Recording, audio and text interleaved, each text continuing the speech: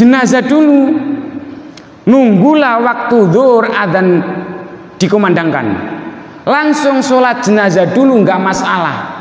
Yang menjadi larangan bukan zuhurnya dulu atau jenazahnya dulu, tapi sinar matahari pas di tengah-tengah itulah tidak diperbolehkan sholat apapun illa sababun.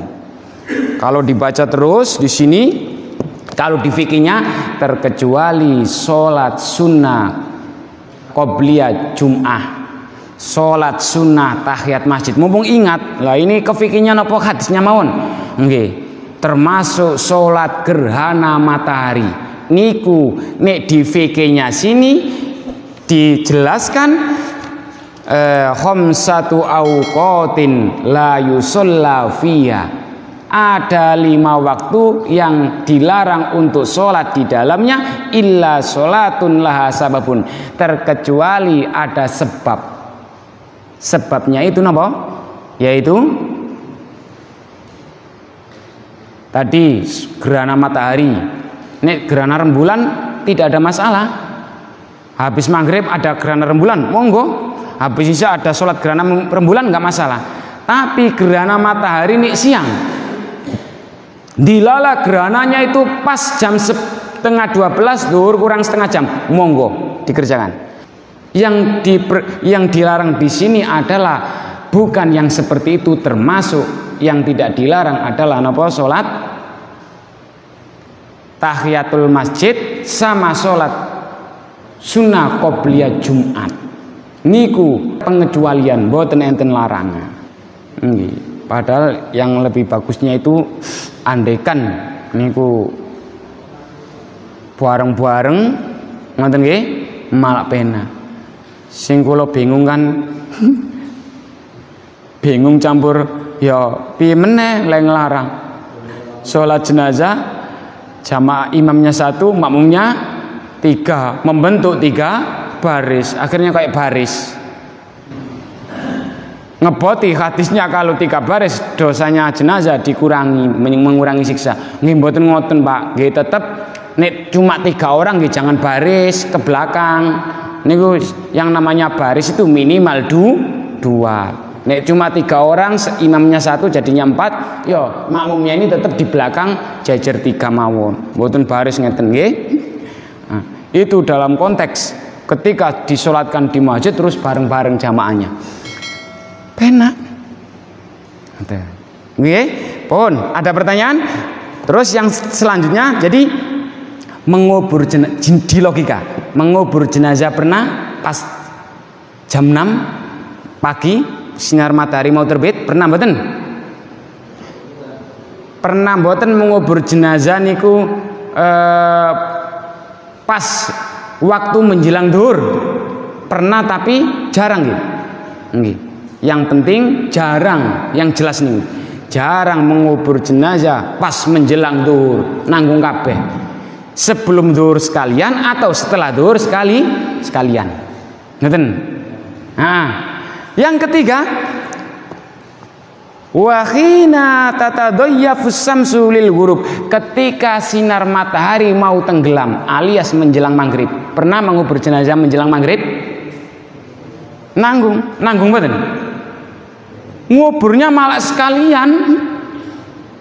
Ada dalam satu wilayah jenazah kalau meninggalnya itu jam ini kula mboten bakas Covid lho nggih, meninggalnya jam 7 malam. Kalau sohibul bed tuan rumahnya siap, malam itu dimakamkan nggak masalah. Yang kita bahas bukan malamnya loh nggih, bukan malamnya, tapi menjelang sinar matahari tenggelam, menjelang matahari tenggelam, nggih, menjelang maghrib, itulah yang dilarang sholat sunnah apapun kecuali ada sebab, termasuk sholat jenazah. Yang paling rawan sering dikerjakan itu sholat jenazah rata-rata sekalian habis subuh terus takziah terus sholat sekalian. Niku mboten angsal Pak, kula mboten bilang haram, tapi mboten angsal memang dilarang. Yo nunggu sinar matahari terbit. Kula dinas sih Mas, sak dinas-dinasnya tetep apa suwe sholat jenazah niku. Lah kirangan bilih tahlil sekalian sholat jenazah. Jadi tidak harus Pak yang namanya mumpung sekalian habis sholat subuh dereng batal. Mboten bisa bahasa mumpung nih. Mboten, karena resikonya lebih besar. Jadi nek panjenengan ada orang kok bilang kok di Baitullah beda, memang bener di sini nggak ada larangan di Baitullah untuk tawaf dan sholat sunnah apapun itu di Baitullah. Kita kan di Baitul Indonesia, ngoten nggih. Monggo bertanya Rien. Ini saya cepetan nih. Monggo Pak, monggo. Nggih.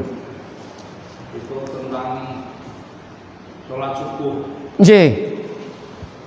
Kan sekarang ini ada perbedaan jadwal sholat yang diterbitkan Muhammadiyah dan diterbitkan oleh pemerintah.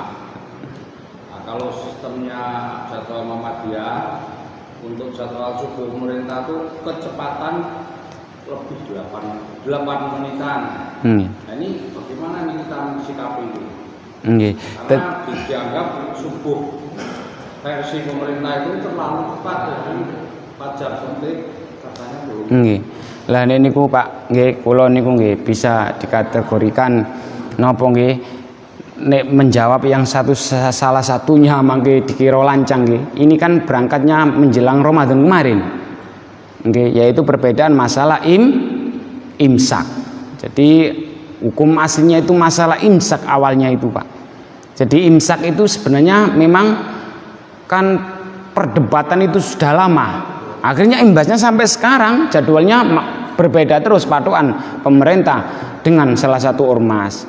Jadi kalau saya mengupas sedikit agak ke belakang sedikit, imsak niku memang boten ukuran dimulainya puasa. Tapi imsak itu baru rambu-rambu persiapan. Memang dimulainya puasa itu kan adzan. Nah, masalahnya yang kemarin yang bingung kalau ketika Ramadan, yang masjid ini sudah baru bilang imsak, sananya sudah adzan. Nah, dalam konteks seperti ini gimana Pak Muin?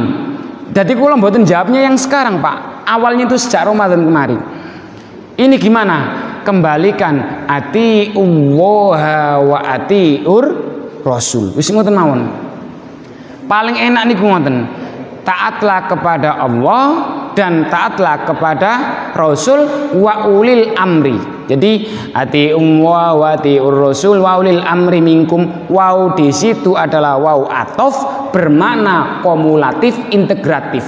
Enggak boleh dimaknai wau bermakna alternatif. Wau atof bermakna alternatif. Artinya berani taat kepada Allah berarti disuruh untuk berani taat kepada Rasulullah.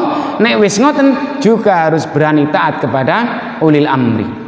Jadi ulil amri pemerintah di sini Pak orang hebat-hebat ahli falak semua. Karena ada perbedaan antara metode hisab tadi. Wong kula maghrib ngriki wau kok mboten hanya subuh Pak. Maghrib niku lho. Dilala di masjid dekat saya itu ada yang tarhim. Paham tarhim mboten niki? Teng mriki pun setel tarhim. Salatu wassalamu alaihi ya imam al-mujahidin ya Rasulullah. Sekitar 10 menit. Lah kok iso nek masjid itu nyetel kok langsung adzan, ada apa?